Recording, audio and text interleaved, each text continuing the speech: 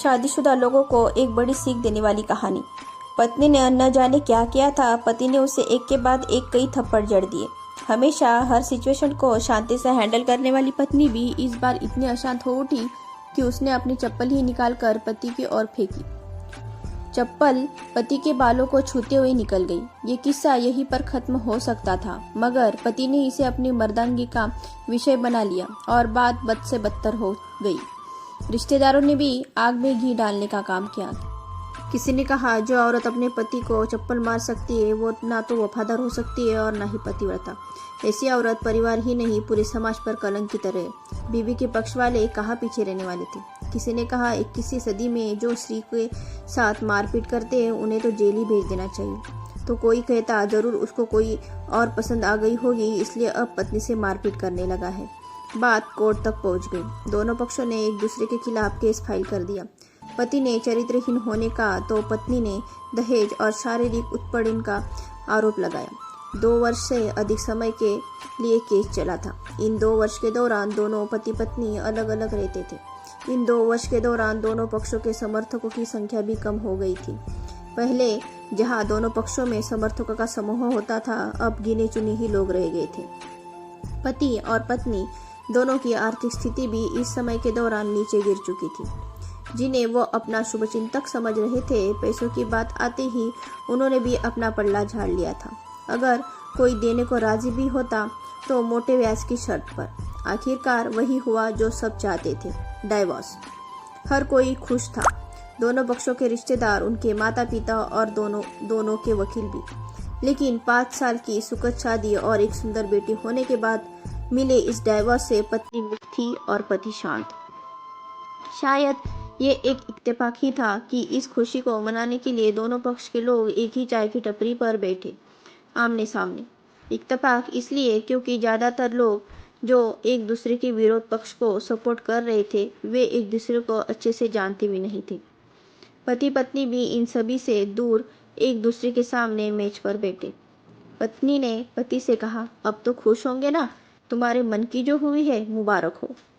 तुम भी तो आज जीत गई हो, मुझसे तलाक तो तुम्हें भी मिल गया है, कॉन्ग्रेचुलेशन टू यू टू, पति ने कहा।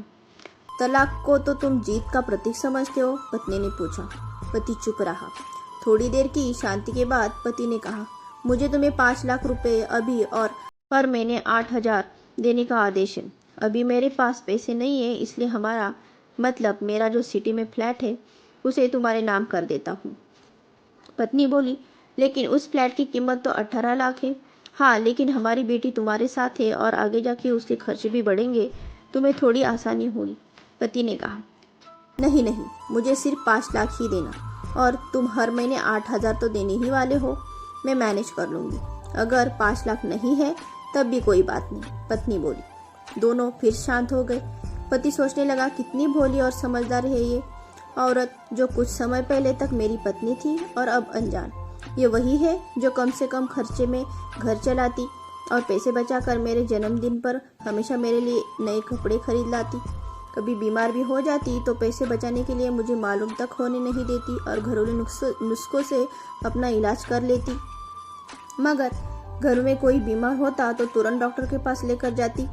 मेरी ही मति मारी गई थी। मैं ही अपनी झूठी मर्दांगी के चक्कर में इतनी बड़ी गलती कर बैठा। पत्नी के दिमाग में भी उथल पुथल चल रही थी। अभी भी वैसे का वैसा ही है। पहले भी खुद से ज़्यादा हमारे बारे में सोचता था और अब भी वही कर रहा है। ये वही आदमी है जो मुझे एक्सीडेंट से बचाने के लिए खुद मोटरसाइकिल के आगे कूद पड़ा था और अपनी उंगली तुड़वा बैठा था। पता नहीं कौन सी मनहूस घड़ी में झगड़ा कर बैठी। पति ने मौन तोड़ते हुए पूछा, अब तुम्हारे कमर का दर्द कैसा है? ज़्यादा तकलीफ तो नहीं होती? पत्नी हल्का सा मुस्कुराई और बोली, अभी भी होता है, अब तो पेट में भी क्रैम्प्स उठते हैं। वो तो होगा ही, तुम योगा या कसरत भी तो नहीं करती हो। अब किसी गायनोकोलॉजिस्ट को ज़रूर दिखा देना, पति ने कहा। तुम बताओ, तुम्हारा अस्थमा कैसे है अब? क्या अब भी दौरे पड़ते हैं? पत्नी ने पूछा। हाँ, पड़ते हैं, पहले से ज़्यादा, क्योंकि अक्सर इनहेलर भूल जाया करता हूँ। याद दिलाने के लिए तुम जो नहीं हो अब, पति बोला। पत्नी के आंखों में आंसू आ गए। वो बोली, तुम्हें मेरे चरित्र पर सवाल नहीं उठाने चाहिए थे, तो ये परिस्थिति आती ही नहीं। हाँ, मैं जानता हूँ, तुम बहुत अच्छी हो, मुझसे गलती हो गई, बहुत बड़ी गलती। मैं लोगों के बहकावे में आ गया था। पति बोला, तुमने भी तो मुझ पर दहेज का इल्ज़ाम लगाया था। वो बोला, गलत था और इस बात का मुझे भी पछतावा हुआ। पत्नी ने कहा। पति कुछ कहना चाह रहा था लेकिन हिचकिचा रहा था। पत्नी ने पूछा, कुछ कहना चाहते हो? वो बोला, क्या सब पहले जैसे नहीं हो सकता? क्या मतलब? पत्नी बोली, मतलब कि फिर से पहले की तरह पति पत्नी बनकर, सच्चे दोस्त बनकर हम नहीं रह सकते? पति बोला, पर ये डाइवोर्स के पेपर दिखाते हुए पत्नी ने कहा। फाड़ देते हैं। पति ने अपने पास रखे डाइवोर्स के पेपर फाड़ते हुए कहा।